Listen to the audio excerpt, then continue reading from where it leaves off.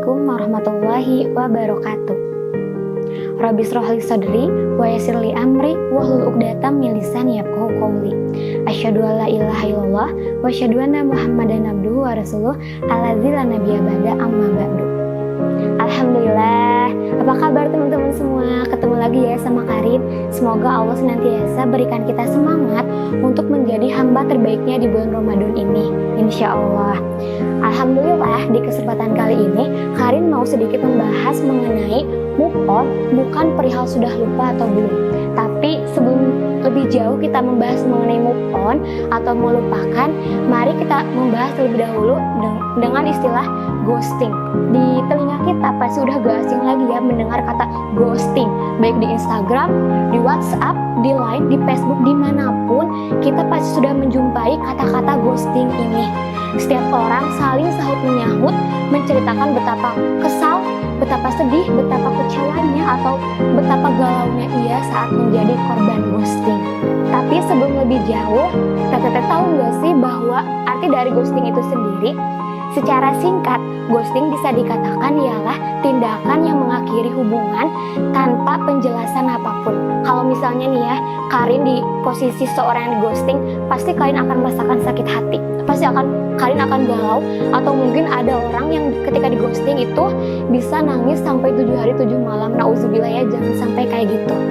Tahu nggak sih bahwa Allah sudah memberikan obat terbaik bagi kita yang merasakan sakit hati tersebab ghosting, yaitu di dalam Quran surat Al-Baqarah ayat 216 Allah berfirman, A'udzubillahi minasyaitonirrajim, wa asa an takrahu syai'aw wa huwa khairul lakum wa asa an tuhibbu syai'aw wa huwa syarrul lakum. Yang artinya, boleh jadi kamu tidak menyukai sesuatu padahal itu baik bagimu, dan boleh jadi kamu menyukai sesuatu padahal itu tidak baik bagimu atau itu buruk bagimu. Sesungguhnya Allah itu Maha mengetahui sedangkan kita tidak. Teman-teman, pengetahuan kita itu terbatas.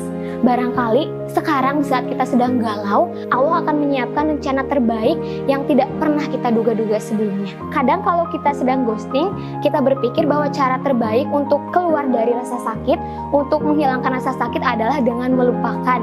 Kita berpikir bahwa ketika kita melupakan, rasa sakitnya akan hilang. Padahal tidak sama sekali. Ada satu hal yang ketika kita bisa lakukan, meskipun tidak bisa menghilangkan rasa sakitnya, tapi bisa menghadirkan syukur. Apa itu? Yaitu ikhlas. Ikhlas adalah kuncinya. Istilah ghosting ini sendiri pasti identik dengan pemuda dan pemudi. Kenapa? Karena pemuda dan pemudi lah yang banyak merasakan ghosting. Sedih nggak sih bahwa di usia-usia kita, di usia pemuda dan pemudi, usia-usia yang seharusnya menghadirkan solusi untuk permasalahan-permasalahan umat, usia yang dalam diri kita terdapat semangat membara, yang kenapa tidak kita gunakan untuk menyeru amar ma'ruf nahi munkar, yang kenapa kita tidak gunakan untuk menyeru Islam, malah kita gunakan, malah kita habiskan untuk hal-hal yang tidak penting, malah kita gantikan dengan hal-hal urusan-urusan galau. Sedih banget nggak sih? Pada zaman dulu kan kita tahu ya bahwa pemuda dan pemudi itu benar-benar memperjuangkan Islam. Tidak seperti kita saat ini. Teman-teman, sebetulnya Allah gak pernah kok melarang kita untuk jatuh cinta. Yang terpenting adalah ketika kita punya perasaan, jangan sampai perasaan tersebut menjauhkan kita dari Allah. Jangan sampai perasaan tersebut membuat kita tidak bisa memaknai hidup dengan baik. Lalu muncul sebuah pertanyaan, sebetulnya hidup yang bermakna itu seperti apa?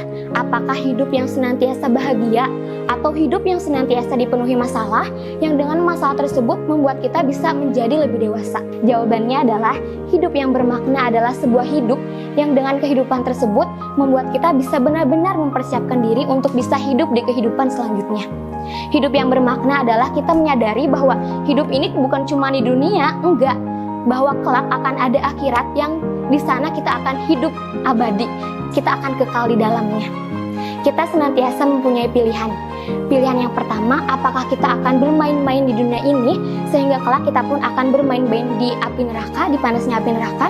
Atau pilihan yang kedua, ialah kita akan bersungguh-sungguh memaknai hidup ini sehingga pada akhirnya kita pun akan sungguh-sungguh merasakan kebahagiaan di akhirat nanti, insya Allah.